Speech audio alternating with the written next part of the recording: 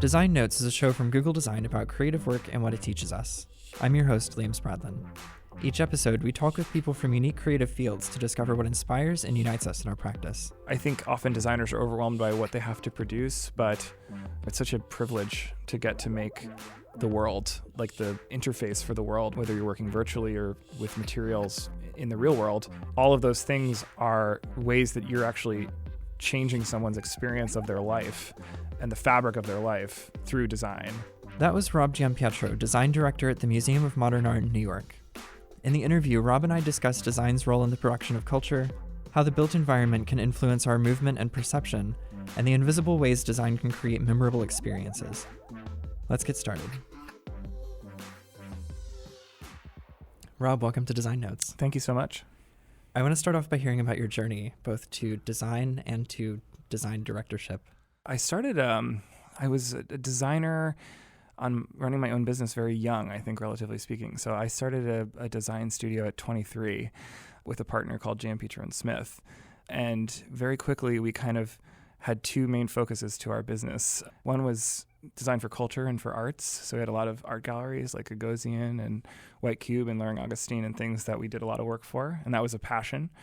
And then we fell into a lot of work in doing global nonprofit work. So we worked for like the World Health Organization doing annual reports, and the Global Fund to Fight AIDS, Tuberculosis, and Malaria was another one of our big clients. So our kind of money jobs were actually feeling really good in terms of like our own values and things like that. At a certain point, we went separate ways, but I was still really passionate about working in design and culture and partnered with a studio called Project Projects that was run by some friends of mine who were doing similar work, brought some of my clients over there, joined them as a partner for 5 years. We started at around 4, and we grew to about 18, did museum rebrandings. I made about 20 websites during that time for clients in architecture, fashion, different things like that. So I think that was actually the beginning of my time scaling myself from being kind of an individual designer or a design lead to being more of a manager of a team, and also a manager of an interdisciplinary team, like not just designers, but project managers, developers, different things like that. About right around 2014, I was kind of encouraged to apply for a fellowship called the Rome Prize, which lets a designer spend a few months in Rome doing independent research. And I was at a point in my career where I was trying to figure out what was next, whether my future was to continue to grow Project Projects or whether it was something else. And a lot of our technology projects there were getting a little bit repetitive, like a lot of architecture portfolios and things like that. They were wonderful. They were for important architects. I was proud of bringing their histories and the work of their practice online, but I was also a little bit like, what is it like to make real tech, And so when I was in Rome, my project was around mobility and using mobile devices in an ancient city. And it was during that time that I think just sometimes your headspace moves you in a certain direction, but it was during that time that Google reached out with an opportunity to kind of help lead the New York site for material design and grow the design advocacy program that became Google Design and Span. And I think that was actually a conscious moment of transition where when I was interviewing for the role, I remember there was Jonathan Lee at Google said to me, this is not a designer role, it's a design manager role. They're different. It was the first time I actually really consciously thought of the difference. And I think tried to learn a lot about how Google thinks about that difference and conceives that difference and, try to be the best design manager I could be. What was that transition like in terms of the work you were doing and how you were feeling about it? I was never the fastest designer, so I was always a very detailed designer, really sweated things like baseline grids and kerning and things like that. But I also was never quite the fastest designer. Like sometimes it would take me a little longer to come up with an idea or an approach. And yet I was always really good at communicating design, at evangelizing design, at being an ambassador for an ambitious idea to help it reach a public and make it through all those levels of review and things that design has to go through. So I think I had started to get a sense as I was running my business that my role was shifting from just actually making the work, which is what I was hiring people to do with me, and actually advocating for the work or showing work and talking about how it could be indicative of how we could solve another new problem for a client. So growing business and things like that. So I think I could sense my role starting to shift there. But then I think any designer that's in that transition goes through a kind of identity crisis or an imposter crisis where you sort of say, well, if I'm not making design every day, all day, am I still a designer? What does this mean? And I think that actually was for me like a multi-year transition. It was not like an overnight thing where I just woke up one morning and said, okay, I'm okay with not designing anymore, But I feel like the vision that I help bring to my team and the way that I help digest problems and frame opportunities for them or encourage them to bring me solutions and have me help them move forward in the organization, like those kind of things. It's a different kind of design process. It's a little bit more of an editing process, of a selection process, of knowing organizationally like where the most important bets are that you can place with your team's time or those kind of things. I like to quote Rem Koolhaas. He talks about himself being an editor in the studio at OMA. Like he's not making the models, but he's refining the selection process and helping frame the goals of the project and continually reinforcing those goals to his team. And, that makes him more of an editor or curator than a kind of pure designer. But he's a very important element of the design process, especially in terms of bringing that process to excellence. So maybe that's a characteristic that all designers should strive for. Excellence? Well, well, I think remaining critical and thinking as an editor, even as you're making things. I was actually just reading John Maida's Design and Tech report, and he was talking about designers that are a very special kind of introvert. Like designers are introverted. We're not the life of the party often, but we're like social introverts. So it's like we want to be quiet together. And I do think that there a lot of times when you're working visually, that the transition to words or to describing what you're doing isn't necessarily easy or seamless. And so when you have someone there, like whether it's another designer or a manager or someone like that, to help discuss an idea and help you give you words to describe what you're doing that is making visual sense, but maybe not verbal or strategic sense yet, I think that can be very powerful. And so a lot of my job is to really just be available in the studio to be that sounding board for people as they're making work, to say, what do you think of this? Like, what is working about this? What is not working about this? And for me to have a muscle that's much more of a quick critical reflex rather than that kind of slow visual development reflex. And just staying on this topic of remaining critical and kind of having an editorial eye and like identifying these opportunities, you're a senior critic for the Rhode Island School of Design's MFA Graphic Design department. And I'm interested in the ways in which that sort of criticism compares to the kind in the studio, the kind where you are involved in the process of making the work and the one where you're not. Yeah. It's really fun. I would say that like when you're working on a team, everyone has a lot of the context for what a design solution is trying to do. But when you're in the classroom, often students are bringing a lot more of their own context. So there's no better way to get really good at being a design critic than to be a design teacher, I think. Because particularly for the work that I do with my MFA students at RISD, I'm a thesis critic. So each of them is working on their own thesis research and presenting that to me. So if I have 14 students a year, I'm switching context 14 times each time I do a review. And that actually is really good at building that critical muscle. And it lets me do a lot of different things. One of the things it lets me do is bring lessons from my practitionership and the world that I'm practicing in to the students. So I'm constantly able to apply things that I'm learning at Google, things that I'm learning at MoMA in new ways in the classroom that I can't necessarily apply within the organization I'm working in. And then I think the other thing that it helps me do is, as I've been teaching there for 13 years now, I start to spot patterns of where is the design thinking here sound? Where is it going off track? This student is making this kind of project, and other parallel projects to that have been successful by doing these critical things. And so I have to be there for them, to be interested in it with them.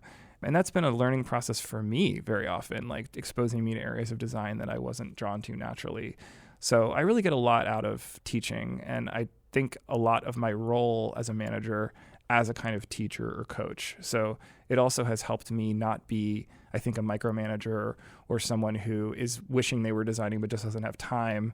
You know, it's a different level of support when you're there for someone else and for them to be successful and to grow. So I think there's a lot of parallels. There's also some distinctions.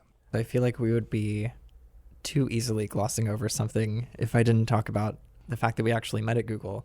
When I started back in 2017, there was some overlap between us, and I always wished that I could have you on the show, and it's so convenient now that I'm so honored. I always wished I could be on the show.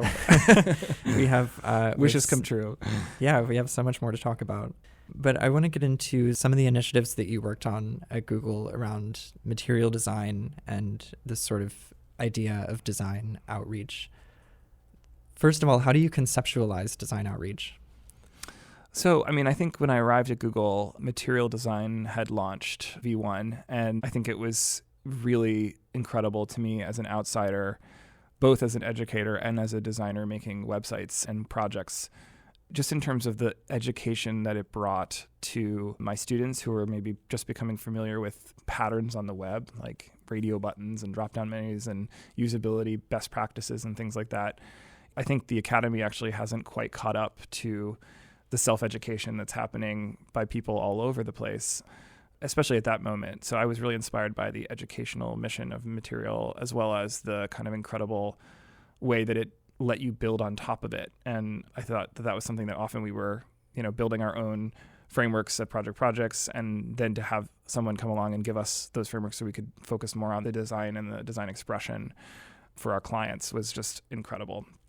So I was really inspired by that, but I think there was a moment to say, okay, we've put this amazing thing into the world, and now how do we continue to help that community around it? And I think that was a moment that I was really interested in when I got to Google. We approached that in a lot of different ways.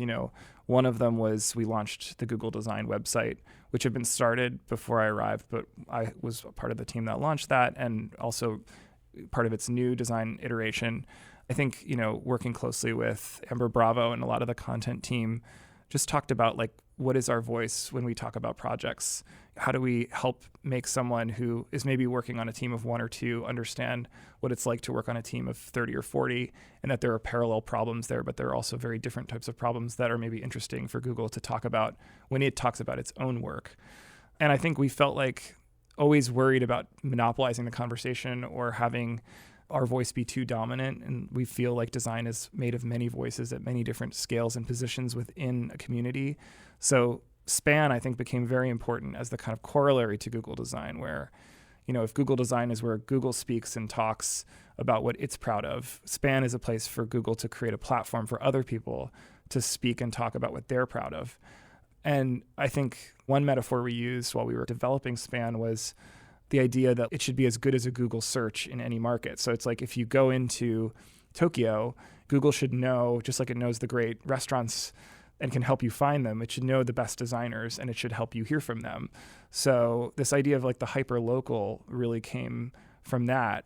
And, that involved a lot of boots on the ground research to find those people and hear their stories and help them draw those stories out and make connections to those stories. So we've talked now about remaining critical of design, understanding the context of the design, existing in the context of the design, and also involving the kind of place, either geographically or culturally, of the design. But you've also spoken about designing in one's own time, and that's a concept that I'm really interested in. Could you explain that a little bit? Yeah, definitely. This was an idea that I've had with me throughout my career for many years. I think the origin of it was that before I taught at RISD, I taught at Parsons. And one of the nice things about teaching at Parsons was that if you taught a class, you could take a class for free.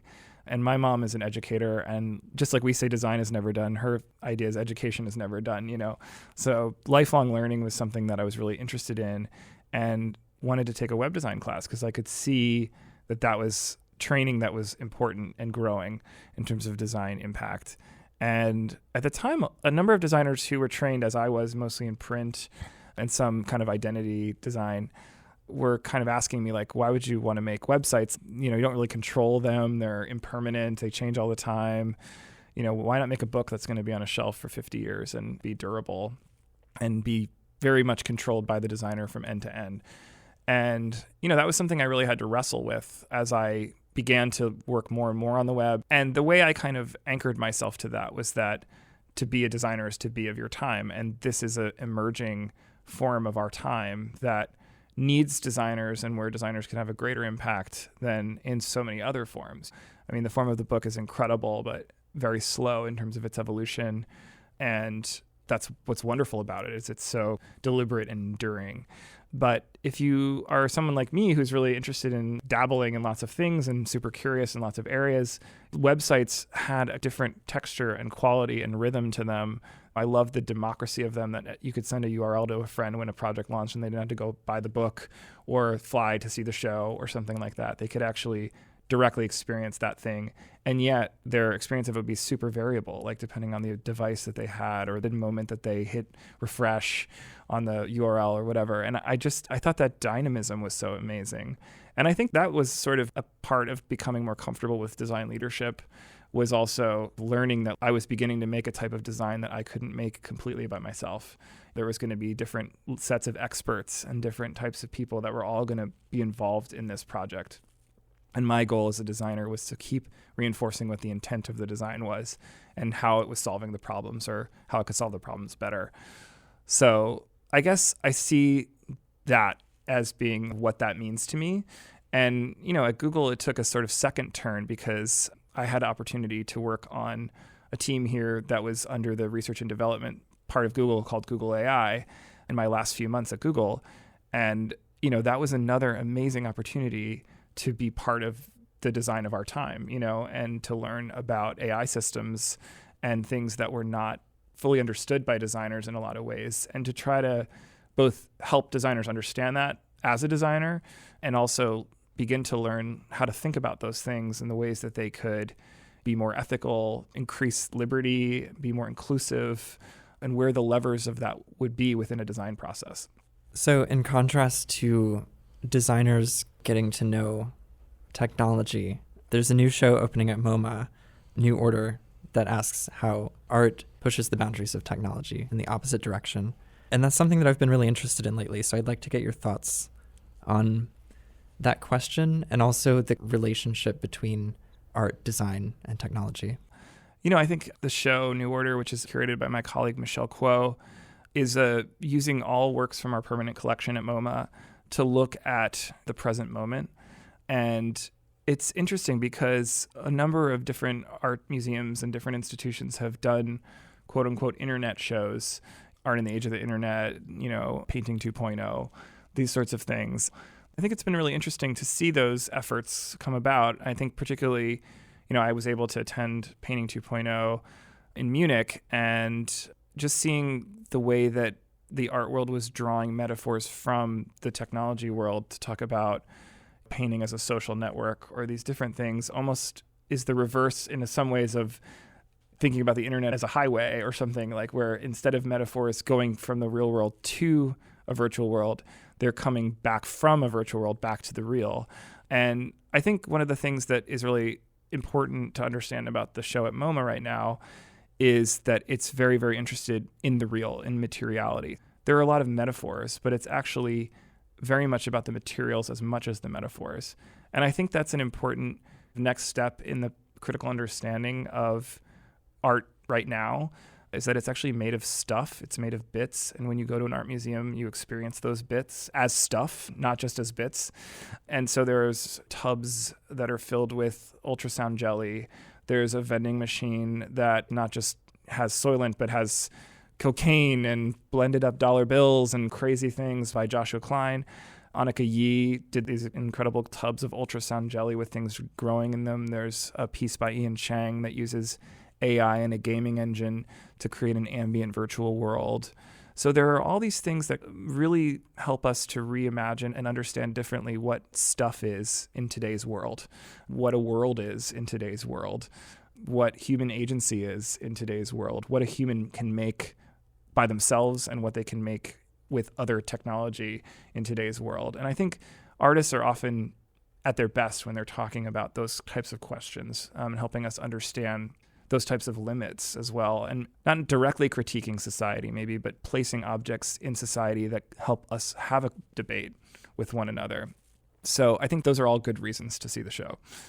So throughout our discussion, it's become clear that your career has touched on a lot of design disciplines, from typography to machine learning to art criticism to the kinds of meta design that you do as a design director.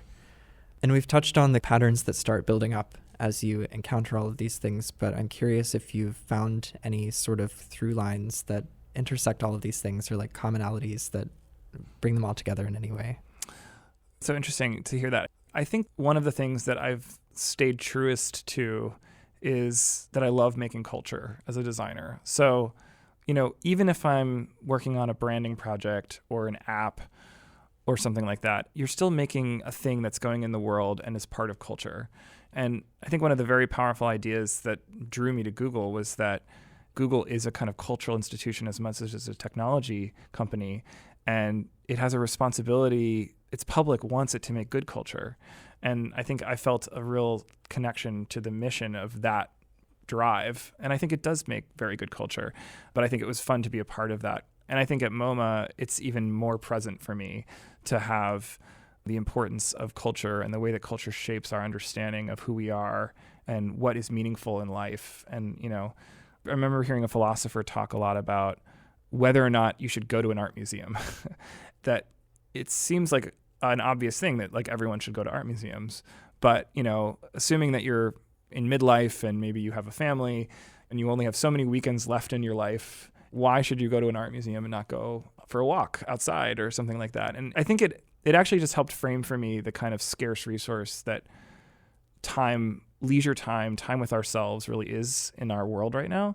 And as someone who is sort of a cultural producer, I really think a lot about that in terms of, are we asking people to spend time with culture that's of value to them and that is really going to make their lives richer and more thoughtful and more maybe even spiritual, just to use that word. I think people have very spiritual experiences at an art museum that are different from experiences they can have in other parts of life. So I think the thing that's fun about working at MoMA in particular, but also I think experiences at Google too, is just in order to get culture right, you've got to sweat the details. It's all execution at the end of the day. And whether it's a corner radius on a button for Google Material or making the shadow a little bluer so that it feels a little brighter on screen and more connected to the colors of Google's brand, or it is the positioning of a wall label or even removing the label and silk screening it right on the wall so that it almost becomes invisible so that you can focus on the art. Those sort of subtle decisions, when you make them serially, build up to something that is difficult to say why it's working, but it's beautiful and it's incredible, and it's not something that someone has the time to conceive of themselves, which is why they're paying the ticket price for a museum or the price for an app or whatever it might be. So to answer your question in a very looped way, I would say I've always been drawn to making culture as a designer, and the thing that's connected that for me is how detailed it is to make culture and how sophisticated it is to get culture right. Right. And I think some would argue that given that most of the physical environment around us every day is designed on some level, anyone who touches that is creating culture in the same way. So absolutely. Yeah. Perhaps about the intent that you mentioned and really being observant of that and respectful of it. I think often designers are overwhelmed by what they have to produce, but it's such a privilege to get to make the world, like the interface for the world, whether you're working virtually or with materials in the real world. You're deciding when someone should turn the page. You're deciding how heavy their phone is that they lift up every day.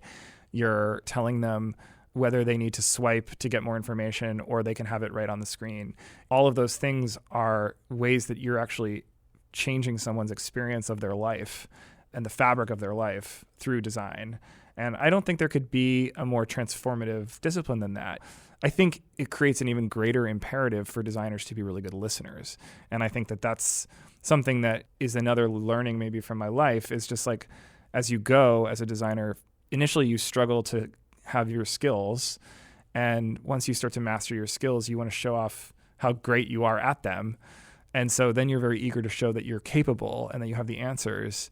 And I would say that's like, for me, that was like a 6-year arc to getting to a place where I no longer felt like I needed to show off what I knew. I could actually have confidence in that of myself and be patient enough to listen to the problem and really understand it before I applied those skills or made suggestions to people.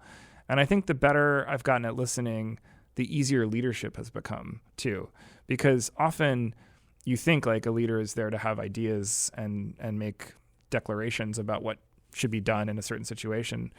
But really, most of the problems that arrive to me, like no one really has the answer. And it's sort of just about listening to what everyone thinks the answer could be and trying to help guide the team through the confusion and the ambiguity of that to get to something that everyone is excited about executing. If I just said what I thought without having a lot of context, I think I would make a lot of very bad decisions. Yeah, maybe after the point when you think you have all the answers, it turns out that the answers are just questions. Exactly. Yes. All right, well, thank you again for joining me today, Rob. Thank you so much for having me.